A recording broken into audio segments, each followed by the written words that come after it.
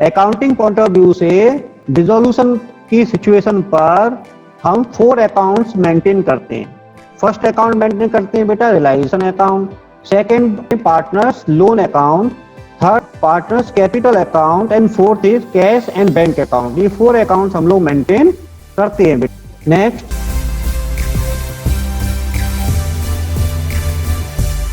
Realisation account. First account होता है हमारा realization account, is the nature of nominal and then what are the objective of realization account? To ascertain the profit or loss, realization of assets and payment of outside liability। ये इसका object है। जो blue में मैंने दिखाया ना, ये most important points हैं बेटा जो पेपर में हमेशा पूछे जाते हैं। एक तो नेचर पूछा जाता है, what is the nature of realization, और नेक्स्ट पूछा जाता है why we are prepare realization account the time of dissolution of partnership firm. तो आपके ये मैंने ब्लू पॉइंट जो दिया हुआ है सेकंड वाला, ये ऑब्जेक्ट है। तो then this account is close by transferring the balance. इसका जो प्रॉफिट या लॉस होगा वो पार्टनर्स कैपिटल अकाउंट या करंट अकाउंट में ट्रांसफर करते हैं। एज यूजुअल जैसे हम रिवैल्यूएशन अकाउंट में करते थे सेम वही है, उसी तरह से हमें करना है। This account prepare only once during the life time of firm. ये भी मोस्ट इंपोर्टेंट पॉइंट है। रियल अकाउंट उस तरह का अकाउंट है जो लाइफ में एक बार ही फर्म बनाती है। कब बनाएगी? जब फर्म डिसॉल्व होगा। रियलाइजेशन अकाउंट का फॉर्मेट क्या है? सबसे पहले ये ध्यान में रखना है कि फर्म डिसॉल्व हो रही है और फर्म के अंदर ये कुछ स्टेप्स हैं जो हमें फॉलो करने पड़ेंगे। पहला स्टेप क्या है? जब फर्म डिसॉल्व हो रही है तो क्या होता है कि जितनी भी फर्म की एसेट्स हैं उसे एक जगह पर इकट्ठा करते हैं। ठीक है, तो डेबिट साइड में जितनी भी एसेट्स हैं वो एक जगह इकट्ठी कर ली, मतलब रियलाइजेशन के डेबिट साइड में हमने लिख ली सन्ड्री एसेट्स के नाम से।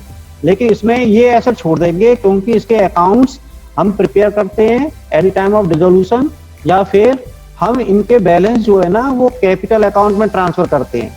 तो उन चीजों को हम छोड़ देंगे। कौन कौन चीजें? देखो, cash, bank, fictitious assets.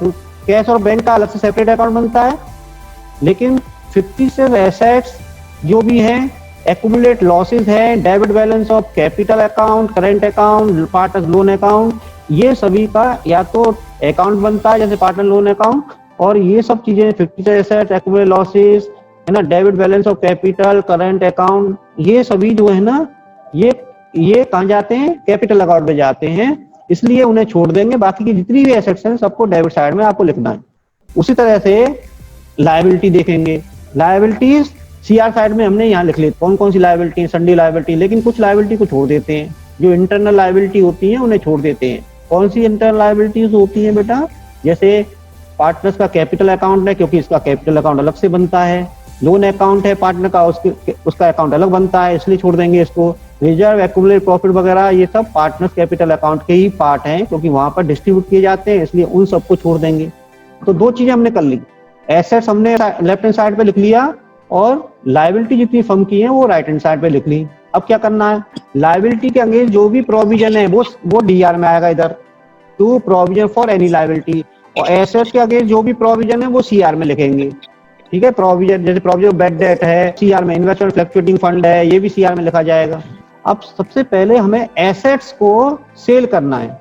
Cell करने पर जो भी हमें अमाउंट कलेक्ट होगा ना वो सीआर में आएगा। यहाँ पर CR by cash account, amount received on sale of assets. ठीक है, अगर कोई एसेट्स किसी पार्टनर ने ले ली है तो उस पार्टनर के नाम से आएगा। लास्ट में देखो ये रहा पार्टनर्स कैपिटल अकाउंट। हो सकता है कोई पार्टनर कहे कि भाई इस एसेट्स को मुझे दे दीजिए आप, तो इस पार्टनर के ना कैपिटल अकाउंट के नेम से आपको लिखना है। कुछ एसेट्स अनसोल्ड मतलब अनरिकॉर्डेड होती हैं जो सेल होती हैं, तो उसका अमाउंट भी बैंक के अंदर ही आपको सीआर साइड में लिखना होता है, बैंक या कैश के नेम से। ठीक है, तो क्या हुआ, हमने कलेक्ट कर लिया अमाउंट एसेट को सेल करने के बाद। जब अमाउंट हमारे पास आ गया और हमारे पास पुराना बैलेंस और था कैश का, सबको ऐड किया। ऐड करने के बाद लायबिलिटी का पेमेंट करेंगे उससे, तो फिर डीआर में आएगा। ठीक है, टू कैश या बैंक अकाउंट के नेम से आपको यहाँ लिखना है amount paid for discharging of liability. ठीक है, और कोई भी रियलाइजेशन एक्सपेंसेस हुए हैं, कुछ एक्सपेंसेस हमें एडिशनल करने पड़ते हैं, तो वो एक्सपेंसेस बैंक के नाम से भी यहाँ पर आपको लिखना है। अगर कोई लायबिलिटी किसी पार्टनर ने टेक ओवर की है तो आपको यहाँ पर डेबिट साइड में उस पार्टनर के कैपिटल के नाम से या करंट अकाउंट के नाम से लिखनी होती है। अब क्या करते हैं, टोटल डीआर साइड और सीआर साइड का टोटल कर लेते हैं। सीआर साइड का टोटल अगर डीआर साइड के टोटल से ज्यादा है तो बिजनेस को फर्म को प्रॉफिट होता है, रियलाइजेशन का प्रॉफिट होता है, और ये पार्टनर में उनके प्रॉफिट से रेशियो में डिवाइड हो जाएगा।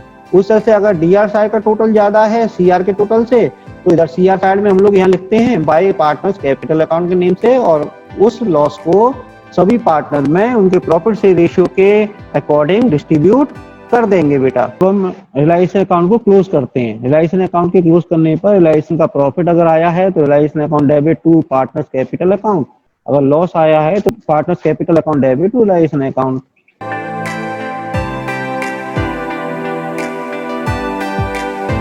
अब नेक्स्ट पॉइंट आता है पेमेंट ऑफ पार्टनर्स लोन, क्योंकि इसका अकाउंट हम सेपरेट मेंटेन करते हैं। तो partners loan account debit to cash या बैंक अकाउंट आपको करना है।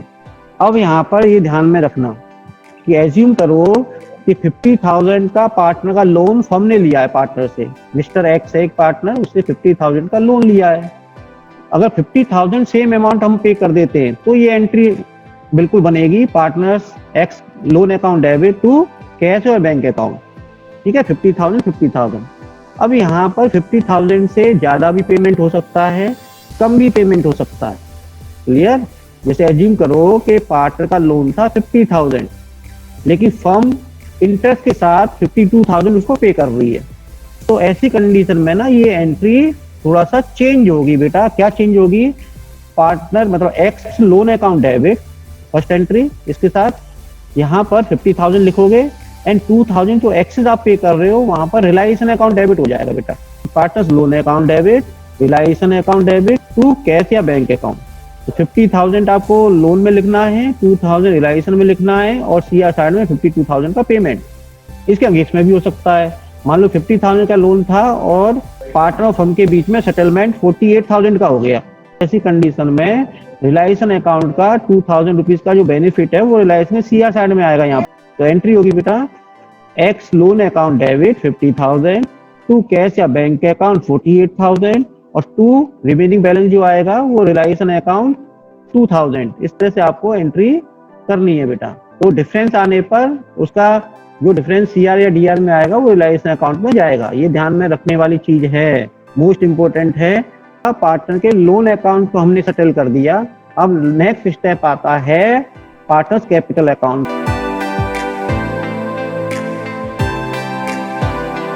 पार्टनर्स कैपिटल अकाउंट का फॉर्मेट ज्यादातर कंडीशन एडमिशन और रिटायरमेंट की तरह ही है, लेकिन फिर भी कैपिटल अकाउंट के अंदर सीआर साइड में क्रेडिट बैलेंस ऑफ कैपिटल अगर बैलेंस शीट में दिया हुआ है वो आ जाएगा सीआर साइड। जनरल रिजर्व हम डिस्ट्रीब्यूट कर देंगे profit sharing ratio of existing partner में, एंड वर्कमैन कंपनसेशन जो एक्सेस फंड है वो भी डिस्ट्रीब्यूट हो जाएगा।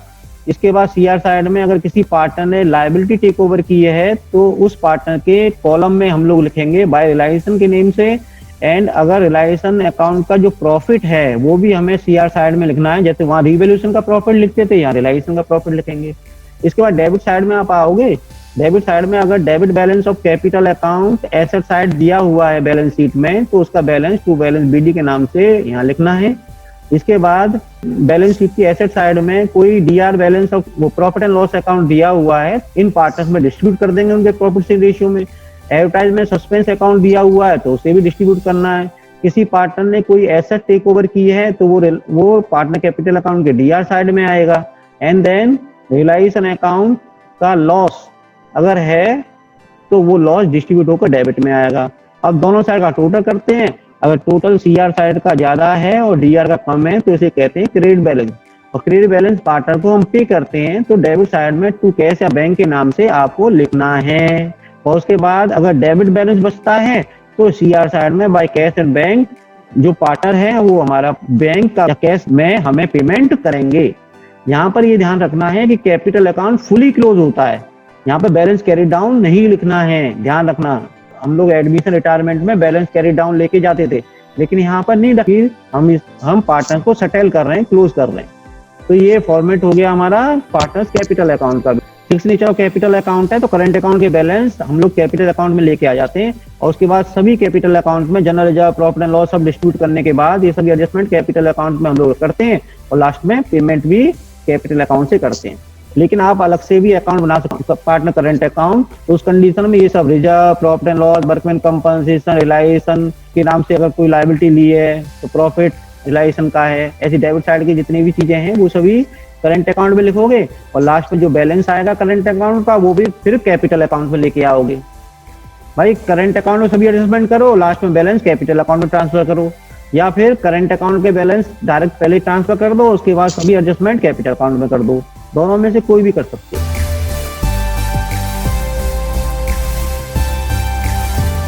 प्रिपरेशन ऑफ कैश या बैंक अकाउंट, ये this account is prepared the end close of the last of all.